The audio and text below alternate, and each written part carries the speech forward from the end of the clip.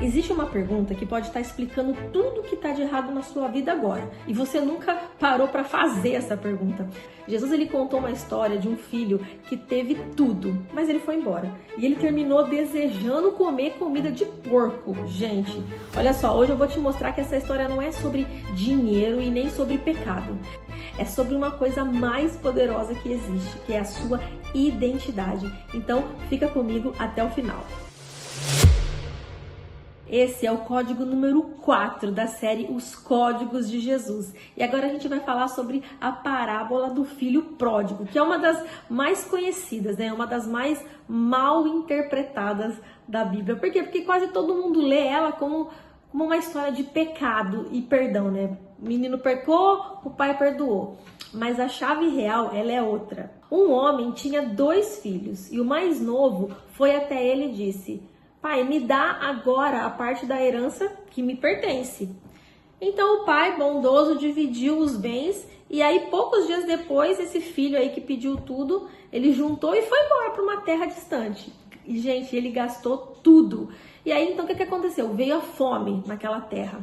E aí o menino que era herdeiro e que tinha tudo, no outro dia ele já estava sem nada, ele perdeu tudo. E ele teve que acabar cuidando de porcos, né, para ter alguma coisa para comer. E aí ele estava ali desejando ter a comida daqueles porcos, misericórdia. Então, segura essa imagem na sua cabeça, porque ela vai voltar mais forte daqui a pouco.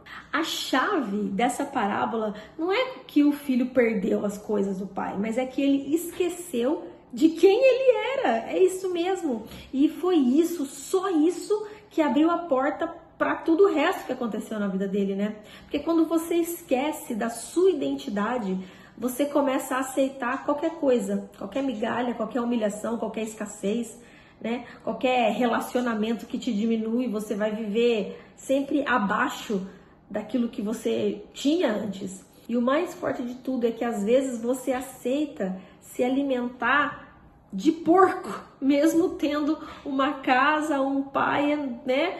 Grandes posses esperando por você. Na parábola, o pai, ele representa Deus. Não o Deus da punição, o Deus bravão, não, mas o Deus que é a fonte, a origem de todas as coisas, né? Então grava isso. O filho, ele saiu de casa, mas ele nunca deixou de ser filho. Ele desperdiçou toda a herança lá do pai, mas ele não perdeu a origem dele. A sua queda, ela pode mudar o seu estado, mas ele nunca apaga a sua origem. Mas repara só no detalhe, o filho, ele queria a herança, mas ele não queria ter a relação com o pai. Ele queria o dinheiro do pai, os recursos que o pai tinha, mas não aquele alinhamento que o pai dava. E esse é, infelizmente, o erro de muita gente hoje, né? Quer manifestar, quer ter dinheiro, quer prosperar, mas não quer assumir a identidade que Deus deu. Sem identidade, a sua herança, ela vai fugir. Sem a maturidade, a liberdade que você tanto quer, ela vai virar destruição na sua vida. Essa terra distante não é só um lugar no mapa, né, distante, mas ela é um estado de consciência. Você sabia, né, que dá para estar numa terra distante mesmo estando dentro da própria casa, da mesma casa que outra pessoa. Mas quando você vive em culpa, em medo, comparando a sua vida com a dos outros, cara, você tá numa terra distante, né? Porque qualquer lugar onde você esquece que você é filho, você começa a viver como órfão. Então, depois de gastar tudo, o que aconteceu com ele? Veio a fome naquela terra. Ela é simbólica porque ela representa o vazio que aparece quando tudo que parecia suficiente para de te alimentar.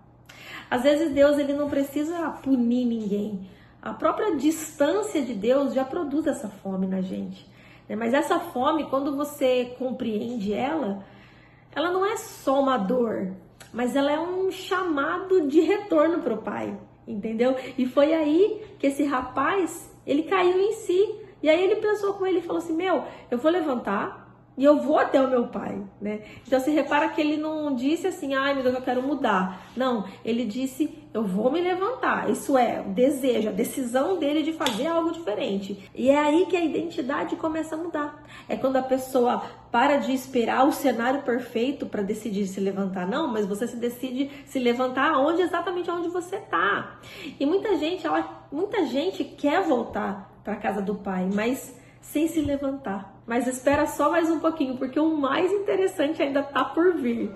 Antes dele voltar para casa, ele preparou um discurso na mente dele. Ele ficou bolando o que ele ia falar pro pai. Ele pensou assim, pai, eu já não sou digno de ser chamado teu filho. Trata-me como um dos teus empregados.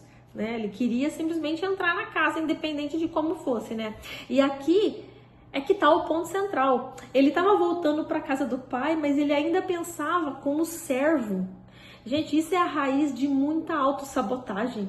A pessoa até volta para Deus, mas aí carregando aquela identidade de indignidade, né? Eu não sou digno de ter isso novamente, eu não mereço isso.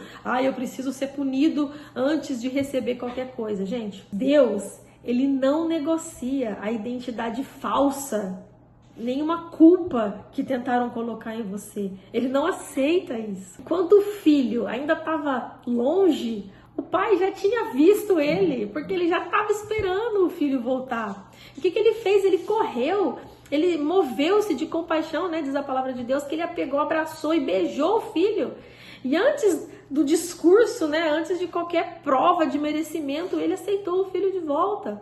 A restauração, ela sempre começa no abraço. E depois ele falou para os servos dele, né? Tragam depressa a melhor roupa, coloquem um anel no dedo dele. E aí coloca sandálias nos pés dele. Gente, a roupa é uma identidade nova. O anel é autoridade. Então ele colocou no filho dele de volta essa posição de herdeiro. As sandálias, elas são liberdade. Porque o escravo naquela época andava descalço, né?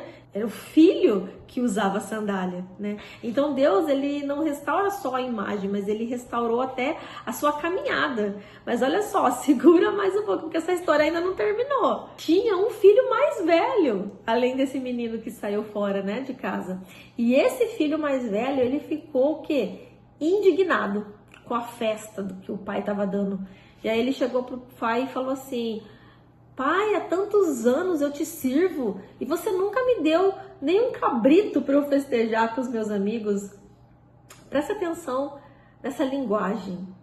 Ele não disse assim, eu sou teu filho. Ele disse, eu sou teu servo. Há tantos anos eu te sirvo. Isso mostra, gente, que é possível estar dentro da casa do pai, mas com mentalidade do que? De empregado. O filho mais novo estava perdido para fora e o filho mais velho estava perdido para dentro. Eu preciso fazer uma pergunta agora para você. Eu quero que você responda assim com honestidade. Você tem vivido como o filho mais novo, lá perdido para fora no mundão, aceitando migalhas, né, que estão te dando? Ou você está vivendo como o filho mais velho, que está perto de Deus fisicamente, né, mas está servindo por obrigação? Tá carregado de ressentimento, tá perdido dentro. Os dois filhos precisavam ouvir a mesma verdade. Você é filho, mas quando a identidade muda, a vida inteira começa a se organizar e os dois precisavam mudar a identidade deles. Uma nova realidade, ela não começa só quando você recebe algo de fora, mas ela começa quando você lembra quem você é por dentro. A identidade, ela governa as suas escolhas, ela governa aquilo que você acredita que você merece, né? Você pode até ter algo novo, mas se você continuar se vendo como indigno, como um pequeno que não consegue sustentar as coisas, não vai rolar.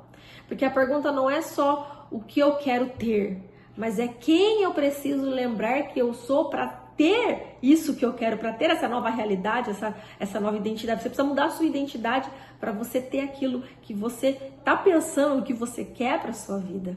Então, antes de terminar, eu quero fazer uma oração com você. Amém? Vamos lá então. Senhor, Oh, Deus, te agradeço por cada pessoa que está aqui, Senhor, assistindo esse vídeo hoje, Deus, e te peço, Pai, que o Senhor esteja restaurando a identidade de cada um que está aqui, Deus, agora nesse momento.